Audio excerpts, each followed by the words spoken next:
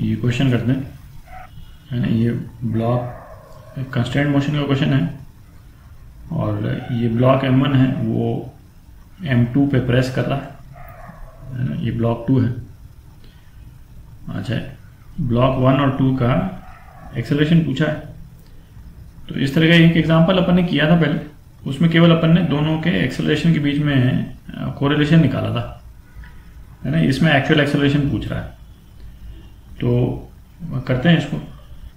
यदि block M1 जो है वो A1 एक्सेलरेशन से इधर जा रहा है और ब्लॉक A2 जो है वो A2 एक्सेलरेशन से इधर जा रहा है, तो पहले तो A1 और A2 के बीच में कोरिलेशन निकाल लेते हैं। ये तो अपन ने पहले भी किया था। अच्छा, ये एंगल थीटा है। इन दोनों ब्लॉक्स पे जो नॉर्मल रिएक्शन वो क्या होंगे?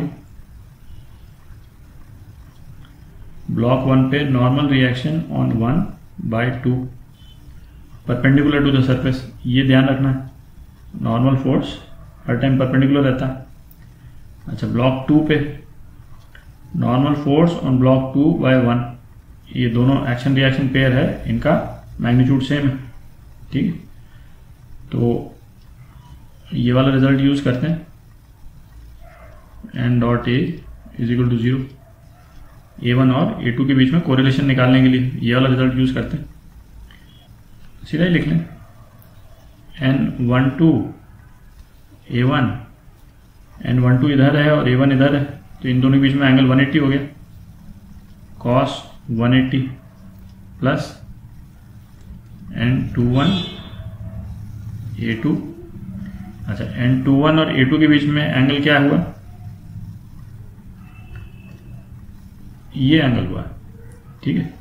तो ये एंगल कितना है? ये एंगल तो थीटा हो गया, ठीक है। ये दो पैरेलल लाइंस, तो ये एंगल थीटा हो गया, तो ये एंगल हो गया 90 माइनस थीटा हो गया। ये एंगल कितना हो गया? 90 माइनस थीटा, ठीक है। तो n2 A2 cos 90 minus theta is equal to 0। तो है ना, माइनस A1, ये तो कट जाएगा, मैग्नीट्यूड सेम है दोनों का, equal opposite.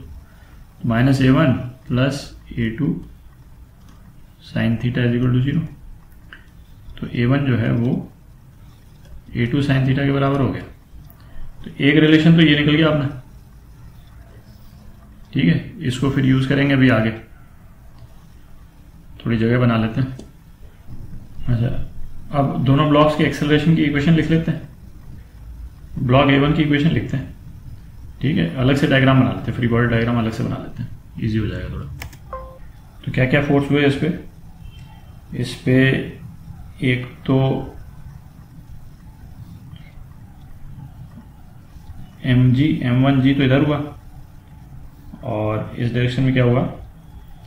M1G cos theta, ठीक है।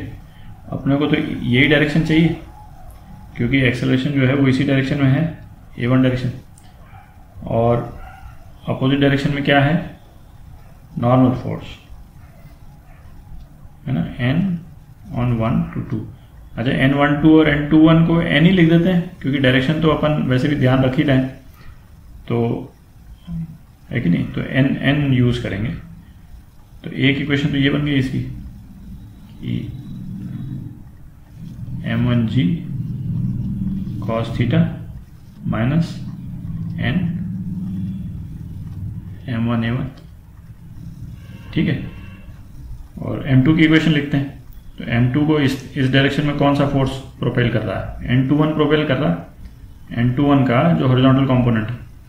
तो N21 का हॉरिजॉन्टल कंपोनेंट जो प्रोपेल कर रहा है वो क्या है? N21 cos 90 माइनस थीटा, ठीक है, दिख रहा है।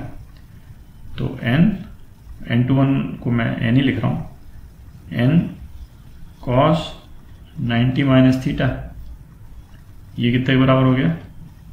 M2 A2 के बराबर हो गया, ठीक है। तो इसका मतलब n साइन थीटा ये हो गया M2 A2 के बराबर हो गया, है कि नहीं। तो तीन इक्वेशन हो गई। एक इक्वेशन ये हो गई, एक ये हो गई, और एक इक्वेशन ये हो गई, ठीक है। तो ये इक्वेशन 2 में से n की वैल्यू निकाल लेते हैं।